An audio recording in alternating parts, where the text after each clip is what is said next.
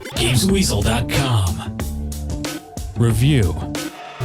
Everyone goes absolutely nuts for the Call of Duty games, don't they? I think the single-player campaigns are always short but intense, and the multiplayer is something that keeps me playing for hours, if not days on end. Black Ops is the latest game in the series, and it's made by Treyarch, the team that made World at War. So does this game offer anything new, or is it more of the same? Instead of playing as different characters, this time you just play as Mason, a Black Ops operative who's been interrogated for some numbers in his head. As he recounts different covert missions all over the world and even an escape from prison, you play through these stories and learn more about what's going on. I won't spoil the story, but it's fair to say that because you only fill one set of boots in the game, it's one of the best and coherent stories in the series. If you've played previous COD games, you can jump straight into Black Ops with no problem. Controls are identical, but strangely the knife melee attack now feels a bit weak after the visceral stabbing shenanigans you can get up to in Medal of Honor. There are also some great set pieces to get your heart pumping and some new weapons to play with, including a nifty crossbow, complete with exploding arrows. It's a pity that the allied and enemy AI are so dumb then. Sometimes it feels like you're in an episode of the A-Team where everyone fires bullets and nobody gets killed if you don't join in. Combatants also seem to run right past each other at times without getting into some close quarters combat.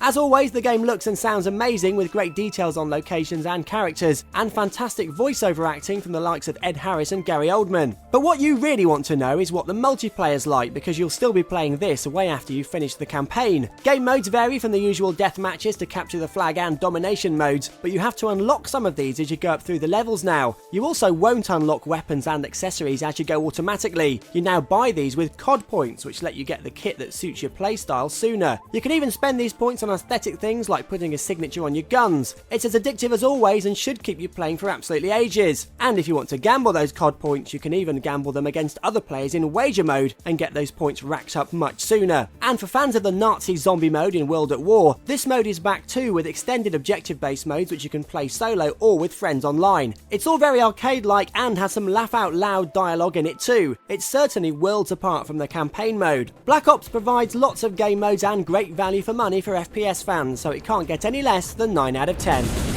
You've been watching a review from Games Weasel. If you want to get the show each week, which includes video game reviews, news, previews, competitions and special features, then head over to GamesWeasel.com for our video podcast, Games Weasel TV. GamesWeasel.com.